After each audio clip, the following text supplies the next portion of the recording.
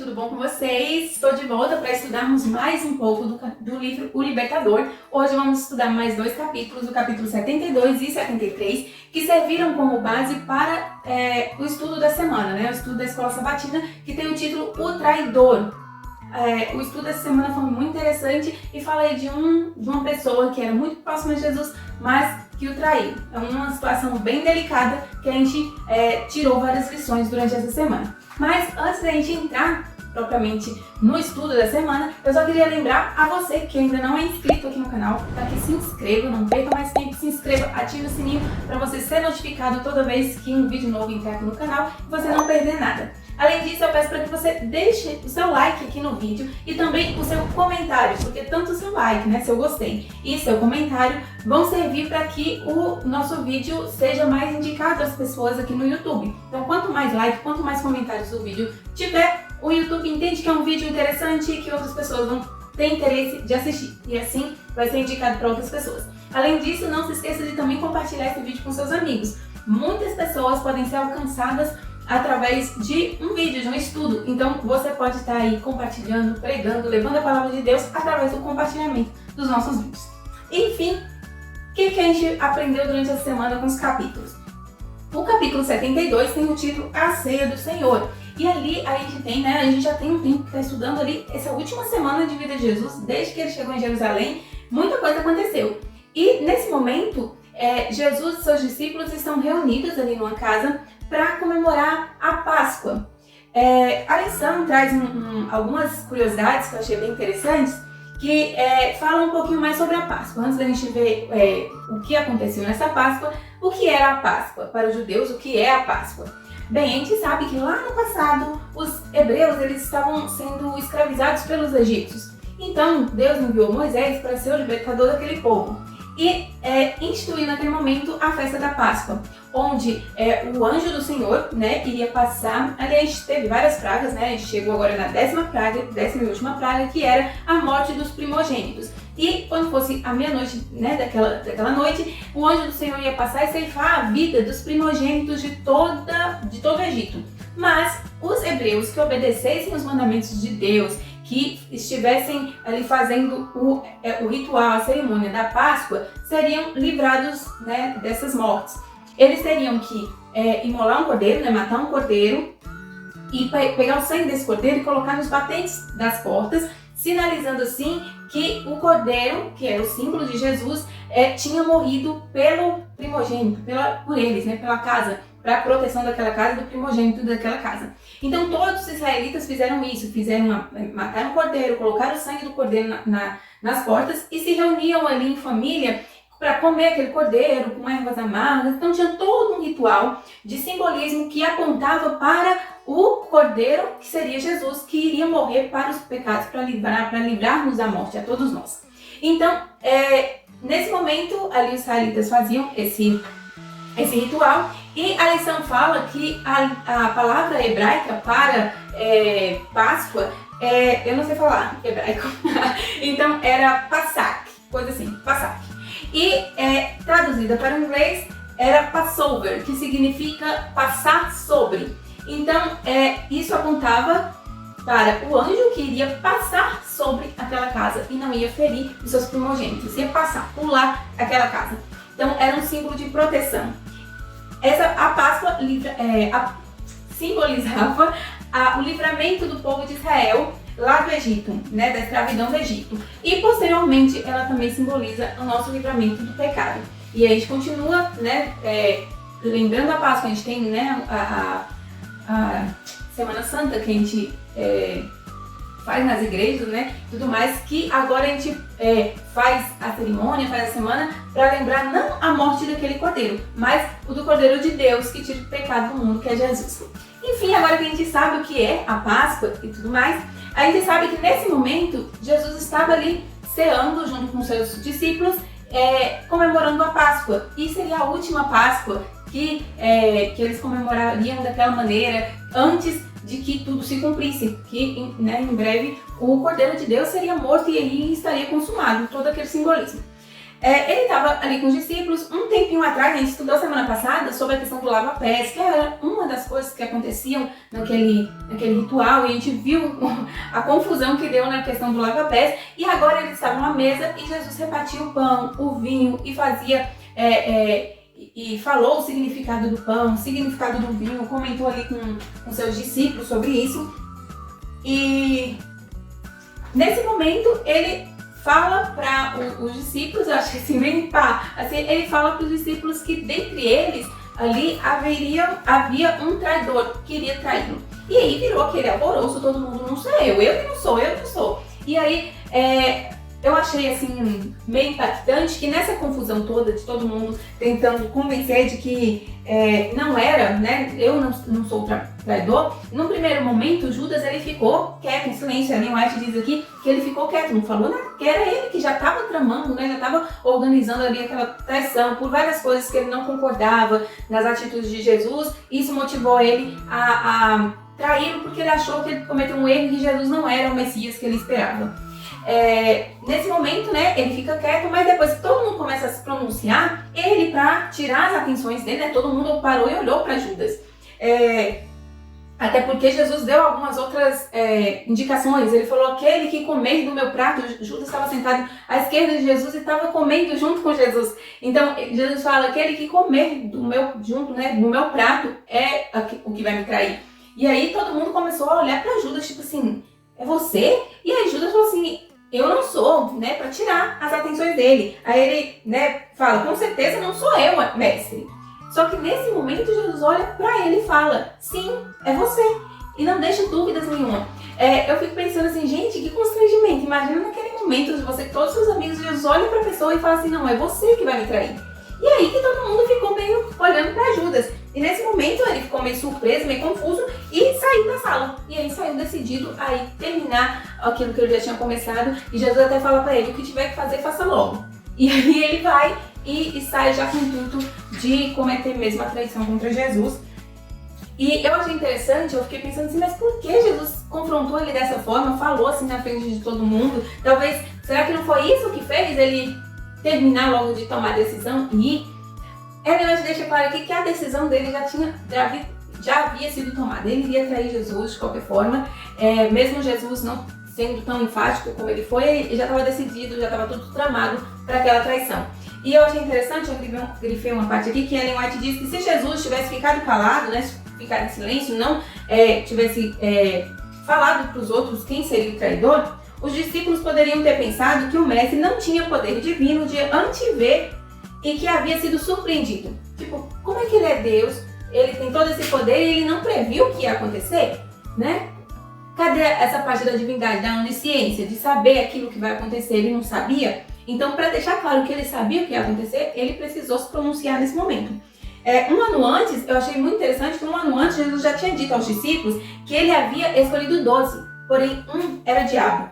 Então Jesus desde antes já sabia, já tinha jogado ali alguns indícios de que um dentre eles estava ali como se fosse uma sementinha do mal que estava ali para atrapalhar, para atrair Jesus desde o início. E a gente sabe, né, lá quando a gente estudou alguns meses, algum tempo atrás, Judas ele se voluntariou para seguir Jesus. Ele não foi como os outros que Jesus chamou assim exatamente, mas ele que se prontificou, não foi exatamente escolhido. Ele que se colocou à disposição e foi junto com eles. Todo esse serviço da comunhão, da Santa Ceia e tudo mais, isso aponta para a segunda vinda de Jesus. E a comemoração, tudo que a gente faz, foi designado para manter essa esperança viva. Porque Jesus diz que sempre que comerem deste pão e beberem deste cálice, vocês anunciam a morte do Senhor até que Ele venha. Então, até hoje, nós continuamos fazendo essa cerimônia da Santa Ceia que aponta para a segunda vinda de Jesus, que é aí a nossa esperança de consumação de tudo e que todo mal vai se acabar e que a gente vai poder ir para o céu com Jesus. E logo em seguida, depois que Judas vai embora, né, transtornado, ficam ali ainda os discípulos e Jesus continua falando algumas coisas, porque ele começou a falar mais abertamente sobre a morte, sobre a ida dele para o céu, e ele falou para os discípulos que ele iria para construir, né, morada e queria voltar. E aí eles começaram a ficar um pouco aflitos. Mas Senhor, se o Senhor for, como é que a gente vai ficar? E aí é quando ele fala do Consolador. Ele fala que queria enviar o Consolador para estar com eles até a consumação dos séculos. E que esse Consolador ia abrir a mente deles para o entendimento de coisas que eles até então não haviam entendido. Eu achei uma citação bonita aqui que diz que enquanto Jesus estivesse construindo as mansões, eles deviam construir o caráter à semelhança de Deus. Isso seria construído juntamente com o auxílio do Espírito Santo, que ia trabalhar no coração de cada um das pessoas, né? O capítulo 73, eu não falo o título, mas não se perturbe o coração, porque nesse momento os discípulos ficaram perturbados com tudo isso que estava acontecendo. Como assim? Um deles é traidor, agora Judas sai transtornado, e Jesus falou que ele é um traidor, e começa a falar que ele vai embora, e eles começaram a ficar muito aflitos com tudo isso, né? Com todo esse discurso. E no capítulo 73, Jesus fala sobre a obra do Espírito Santo que seria enviada para trabalhar no coração destes discípulos. Em todos os tempos e em todos os lugares, quando nos sentimos desamparados e sós, Jesus enviará o Consolador em resposta à oração de fé. Ele enviou para os discípulos e ele já deixou claro que envia para cada um de nós. Sempre que nós estivermos precisando do auxílio do Consolador, do Espírito Santo, ele será enviado para nos auxiliar também. Os discípulos de Jesus tinham sido ensinados a aceitar os ensinamentos dos rabinos. Desde sempre, né, eles eram judeus, eles foram criados seguindo os ensinamentos dos rabinos. Então, muitas coisas que a percepção deles estava com problemas, eles não estavam conseguindo perceber lições espirituais. Eles ainda esperavam um reino terreno. Tudo que eles haviam aprendido acabou prejudicando que eles entendessem aquilo que Jesus estava querendo dizer. E é por isso que Jesus falou que iria enviar o Consolador, o Espírito Santo, para abrir os olhos deles, para eles poderem entender as coisas espirituais que estavam passando por cima. Ideias terrenas ainda ocupavam um grande espaço em seus pensamentos e eles não entendiam a natureza espiritual das palavras de Cristo. Jesus estava falando de coisas espirituais e eles ainda estavam pensando como coisas terrenas, que foi aquilo que eles aprenderam com os rabinos. Então, esse era o principal papel do Espírito Santo, que eles entendessem. Jesus já tinha falado várias coisas para eles sobre a missão dele aqui. E eles ainda ficavam perdidos porque não conseguiam entender o que Jesus queria dizer. Justamente porque toda a percepção de mundo, tudo que eles entendiam como certo, era de acordo com os ensinamentos que eles obtiveram desde crianças, que era que os rabinos falavam que havia um libertador, que ia livrar eles do jugo dos romanos, que eles iam ser um país livre, um país grandioso, que ia dominar sobre todas as outras nações. Eles aprenderam isso e eles achavam que Jesus ia fazer isso. Por mais que Jesus tentasse falar de forma mais clara possível, eles ainda não conseguiam entender. Quando Pedro, naquele momento, Jesus começa a falar que ele ia ser levado, que ele ia ser morto, que ia ser açoitado. E aí Pedro chega para ele e fala que seguiria o Senhor em qualquer momento, que ele amava ao Senhor e que ele não iria traí-lo, né? Jesus fala que ele iria traí-lo 3 vezes antes que o galo cantasse as 3, né? O galo cantaria 2 vezes e ele iria trair a Jesus por 3 vezes. E ele fala que nunca, jamais ele faria isso, que ele estava disposto a se entregar à morte juntamente com Jesus. Eu achei interessante que às vezes a gente fala que Pedro mentiu, que Pedro não quis ficar por baixo e aí quis aparecer, falando que não, que ele seguiria Jesus todo o momento e tudo mais. Mas eu achei muito interessante que Ellen White deixa claro aqui que ele realmente achava que seguiria Jesus até a morte. Pedro foi sincero. Quando Pedro disse que seguiria o Senhor à prisão e à morte, havia sinceridade em suas palavras, mas ele não conhecia a si mesmo. E é nesse momento que eu fico pensando, será que nós conhecemos a nós mesmos? A gente às vezes pensa assim, eu faria isso. Quando a gente vê uma pessoa cometendo um erro, um pecado, alguma coisa, a gente já tem a tendência de julgá-la, achar tipo um absurdo que tal pessoa fez aquilo, que eu nunca faria uma coisa dessas. Mas será que a gente nunca faria mesmo? Eu sempre converso com meu esposo que a gente só conhece a nós mesmos quando a gente está naquela situação. Não tem como eu falar assim, eu nunca pegaria nada de ninguém, eu nunca roubaria uma agulha, nada, eu não fui criado para isso, eu nunca faria isso, não teria coragem. Mas será que em determinada situação eu não teria condições, não teria propensão para fazer aquilo que eu acho que eu nunca faria? Então, em todas as situações da vida, a única forma da gente vencer os impulsos ruins que a gente tem por causa da nossa tendência pecaminosa, nossa natureza pecaminosa, é o auxílio do Espírito Santo. Só Ele pode nos livrar de cometer coisas que a gente acha que não cometeria, mas às vezes em determinada situação a gente cometeria sim. Pedro, ele achava que ele nunca trairia Jesus, e ele traiu por 3 vezes, ele o negou. Então, não tem como a gente saber que a gente agiria de determinada forma até chegar aquele momento. Pedro, ele achou uma crueldade Jesus não ter confiado nele. Ele ficou chateado quando Jesus falou que ele iria traí-lo, porque ele tinha convicção, plena convicção, de que ele nunca faria isso. E ele achou uma crueldade de Jesus pensar nessa possibilidade, nunca. Ele achou que seria impossível uma coisa dessa. E ele persistiu. E isso fez com que ele criasse confiança nele mesmo e o deixou mais propenso ainda a cair nesse pecado, nessa situação. Quando a gente coloca a nossa confiança em nós mesmos, é aí que a gente está mais propenso a pecar. Porque por nós, a gente não tem forças para vencer as tentações, as dificuldades do dia a dia. É só Deus, o Espírito Santo, que pode nos dar essa força. Se Pedro tivesse pensado, realmente, eu não sei de mim, depende da situação, eu tenho medo de pecar contra o Senhor, Jesus, Deus teria dado forças para que ele não pecasse. Porque ele ia sentir a dependência de Deus. Mas ele não sentiu a dependência de Deus porque ele estava colocando as suas forças, a sua energia, ele estava colocando a sua confiança nele mesmo e não em Deus. Para terminar, eu queria falar só 2 coisinhas que eu achei muito interessante aqui no final do capítulo, que Jesus termina falando sobre 2 coisas. Depois que ele fala sobre a traição de Judas, e aí ele fala sobre ir preparar um lugar, e ele fala que ele iria morrer, que ele iria sofrer, ser preso, maltratado e tudo mais, que ele fala que Pedro iria negá-lo, e Pedro fica naquela situação, não vou negar coisa nenhuma.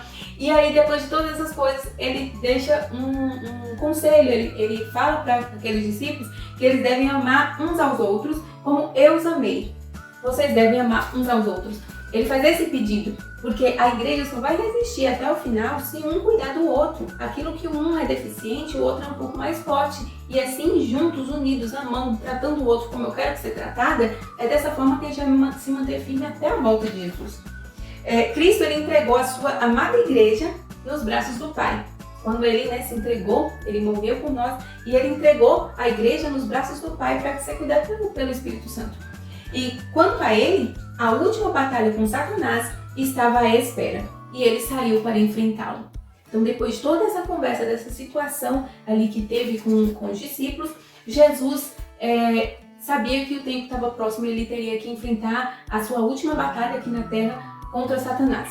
E é nesse momento, depois dessa ceia com os discípulos, de toda essa situação, que ele sai para orar, para se preparar, que é o que a gente vai estudar semana que vem, no momento em que Jesus recebeu o peso dos pecados sobre ele, e foi um momento de muita tensão, muita tristeza para Jesus. Mas isso a gente vai estudar semana que vem. Espero que você tenha gostado. Fala aqui pra mim o que mais te chamou a atenção no capítulo dessa semana, o que você achou de interessante, o que você não imaginava. Comenta aqui pra mim no estudo dessa semana, nos 2 capítulos que a gente estudou também aqui no livro. Fala pra mim o que você achou, o que te chamou a atenção. E a semana que vem tem mais. Vamos orar? Senhor, nosso Deus, quero, Pai, te agradecer, porque a cada dia que nós estudamos, nós aprendemos um pouco mais sobre a Tua Palavra, sobre a Tua vontade, sobre como nós devemos conduzir a nossa vida até que nos encontremos com o Senhor. Queremos te pedir que fique conosco, dê-nos uma boa final de semana na Tua presença, em nome de Jesus. Amém. É isso aí, gente. Ficamos por aqui, mas amanhã tem uma nova lição se iniciando com um tema muito bom. A gente vai falar aí um pouquinho mais sobre a situação do Getsemane, acho que você já sabe. Então, fiquem ligados para a próxima semana de estudos, e semana que vem tem mais vídeo do Libertador. É isso aí, beijo e tchau!